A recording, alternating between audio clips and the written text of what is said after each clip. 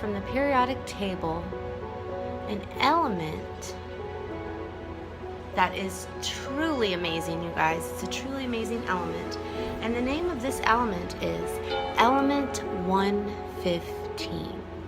So I wanted to show up today and show you guys this video about element 115. Now, this alien technology, this element 115, could completely change everything that we know about, spaceships and flying and just the way that we travel, because I believe that element 115 can bend space-time. I truly believe this, you guys. So anyway, let's get into the video, you guys, and I hope you enjoy it. And real quick, before we get into the video, if you haven't done this yet, take a moment right now, hit that subscribe button, and don't forget to hit that bell. Subscribe and be notified, okay, you guys? It will truly help my channel. And I just wanted to give you guys, an awesome, beautiful, peaceful message of love, because I am sending you guys tons of love energy today, you guys. So keep those vibes way high up, and let's get into the video. Is there a chemical element, like those of carbon, oxygen and nitrogen, that may have been engineered by an advanced alien civilization to warp space-time and thus allow for near instantaneous jumps across the universe? And have we now got hold of this remarkable element? Because if we have, it could be a turning point in our evolution. For if we can manipulate time and space through the use of this element, we can open a doorway to the cosmos and thus become not just citizens of the Earth, but citizens of the entire universe. This element is called moscovium, or more commonly, element 115. The story of element 115's discovery and its possible link to extraterrestrials starts in a very familiar place, the town of Roswell, New Mexico, in June of 1947, when an unidentified flying object crashed into the dust-swept desert. Although initially it was reported as a flying disc, the next day the Roswell Army Airfield announced that it was nothing more than a failed weather balloon. And as most people know, there are credible eyewitness accounts that contradict this hastily released official statement. Adding to this, the FBI has recently released memos stating that on March the 22nd, 1950, Director J. Edgar Hoover was advised that, apart from the Roswell craft, other UFOs had crash-landed in America and had been retrieved. Retrieved? But for what purpose? To find that out, we moved to Area 51 in the Nevada desert, a site that has long been suspected of trying to reverse engineer alien technology. Bob Lazar, the man who brought Area 51 to the world's attention, has been mocked, vilified, and threatened for his claim that the US government had recovered alien spacecraft and were attempting to reverse their advanced technology. But as we'll see, one major claim, the existence and unusual nature of element 115, has proved to be correct, and Bob's claim that extraterrestrial craft used it for instantaneous travel is backed up in theory, if not as yet in practice.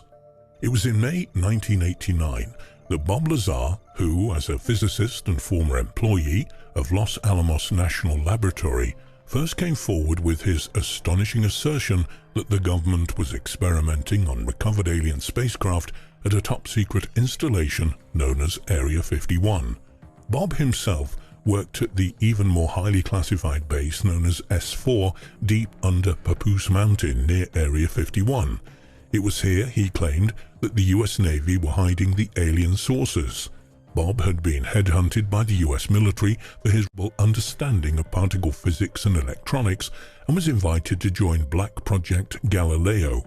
His task at S4 was to reverse engineer the propulsion system of an extraterrestrial craft known as the Sport model.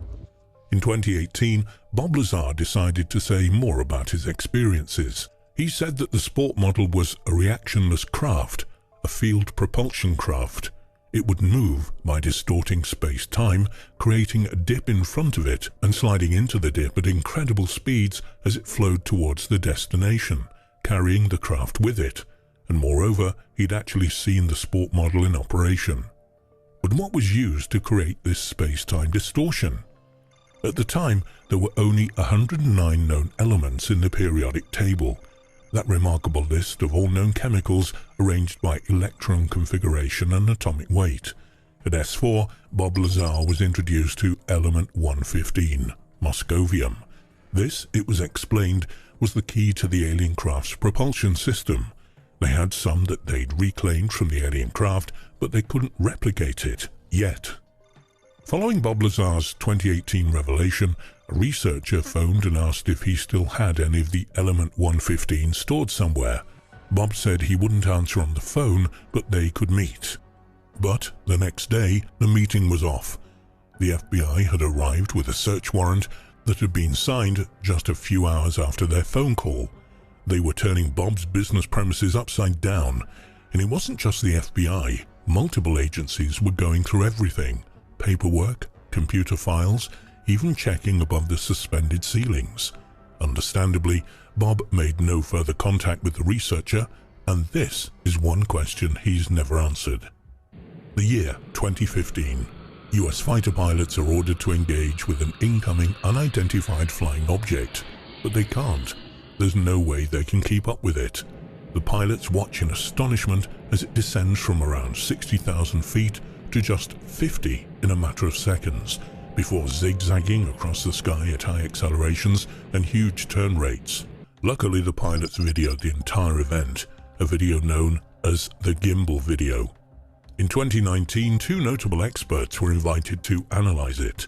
One, Dr. Travis Taylor, an astrophysicist and aerospace engineer, has worked with NASA and the US Department of Defense for over 16 years.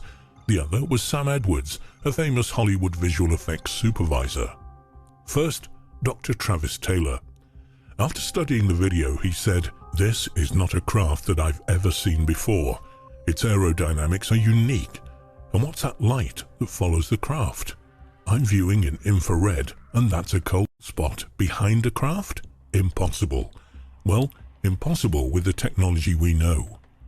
CGI expert Sam Edwards next.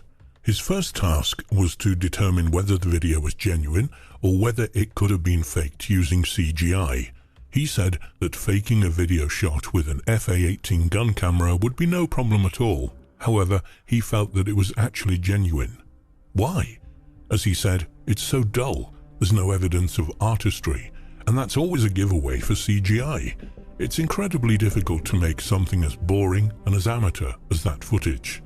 But why does this matter to our investigation of element 115? The extreme but non-destructive maneuvers are exactly what Bob Lazar had described as being feasible, indeed likely, with a craft powered by element 115. And with his own eyes, he'd seen the Sport model all of those years ago doing exactly the same seemingly impossible maneuvers. On further inspection, using different parts of the spectrum, Sam Edwards made a remarkable observation. There's a kind of field or halo around the craft, though densest at the rear, that he said was definitely not an artifact. He mooted that it might have been the evidence of an Alcubierre warp bubble. An Alcubierre warp bubble is a theoretical model for transporting a spacecraft by contracting space-time in front of it and expanding space-time behind it. This makes it possible to move faster than light without breaking any laws of physics. And this would explain the cold halo around, and in particular behind the aircraft. The bubble of curved space-time would be significantly cooler than the air around it.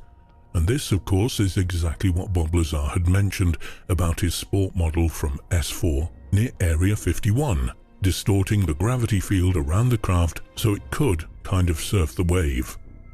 At the end of his investigation, Dr. Taylor said that, though initially very skeptical, he was now coming round to the thought that the craft in the gimbal video might indeed be functioning as Bob Lazar had described. He said, in my professional opinion, he might indeed be right. One unexpected turn of the story came when whistleblowers from the US Department of Defense said that the craft was actually American, not alien, and though they knew no details, it was able to maneuver like that because of what they called special materials and fuel. It's beginning to sound more and more like Bob Lazar's Element 115 is involved somehow, and, as we'll soon see, we've now got some. But what about our access to this highly controversial video? If we recall the 30-year denial of Area 51's existence, why has something as potentially explosive as this been so casually? Many researchers are all of the opinion that this is part of an acclimatization program, drip-feeding the truth to us all. A document here, a declassified video there. They ask, are we being prepared for an entirely new reality? One with extraterrestrials? Or could the discovery of Element 115 lead us to the next level of our existence? In 1963, Nikolai Kardashev, an astrophysicist in Moscow, led the Russian equivalent of SETI, the search for extraterrestrial intelligence.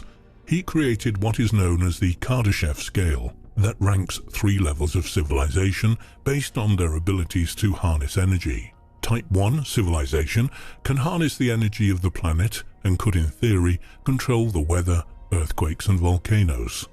Type 2 civilization can harness the fusion energy of a star and may have colonized nearby planets. A Type 3 civilization can harness the power of black holes. They're galactic, roaming the space lanes. If Element 115 turns out to be the watershed, the huge advancement in controlling reality that many think likely, then we could move swiftly to a Type 1 civilization. Bob Lazar felt that reverse engineering the alien spaceships was our route to such evolution. On December 26, 2018, US and Russian nuclear physicists at the Joint Institute for Nuclear Research at Dubna, Russia, shot a beam of calcium atoms at a target of element 95, americium. Inside a particle accelerator, it was the first time that their massive DC-280 cyclotron had been used, and the collision created an incredibly heavy element, element 115. Unfortunately, its normal form disintegrates into radioactive fragments in less than a second. However, intense work is being done to see if it's possible to make a stable isotope of element 115.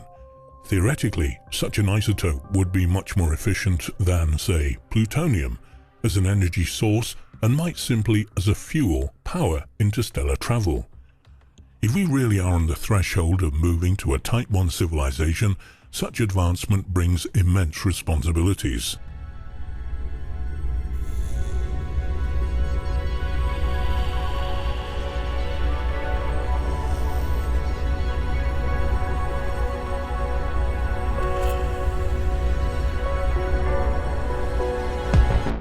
Nothing good comes from the UFO field for him. This is a reluctant UFO messiah. It changed his life.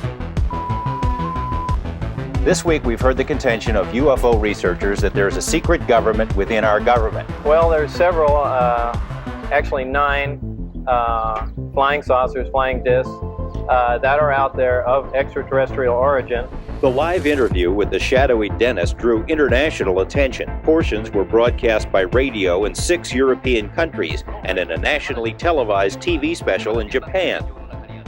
Despite numerous inquiries and feelers, Dennis has remained anonymous until now. His real name is Robert Lazar. He says he was hired to work at an area called S4, which is a few miles south of Groom Lake.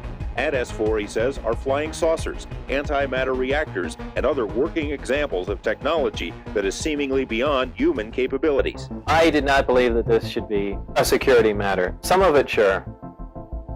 But just the concept that there's definite proof. We even have articles from another world, another system. You just can't not tell everyone.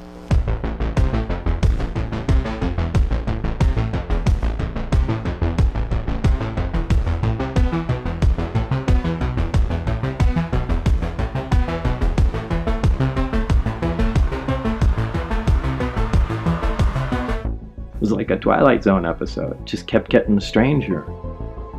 The fact that it was happening at all was the weirdest part. Look, it's been 30 years, and all of a sudden you raised it to this level? You know, this is a powerful technology, fearsome technology, and you just don't want everyone to have it.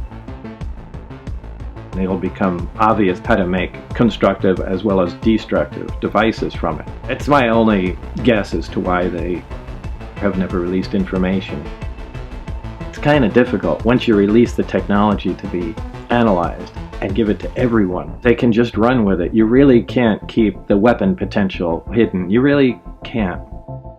Look, with ET technology, you can literally rule the world. Well, I am going to prove that what's going on up there could be the most important event in history. Talking about contact, physical contact and proof from another system, another planet, another intelligence. That's got to be the biggest event in history, period. And it's real. And it's real and it's there.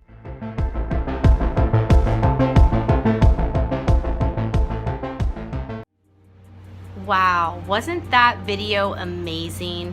If you like that video, comment below and let me know your thoughts and feelings on Element 115. Until next time, have a beautiful, blessed, and creative day. Keep those vibes way high up in the sky, and remember, I love every single one of you.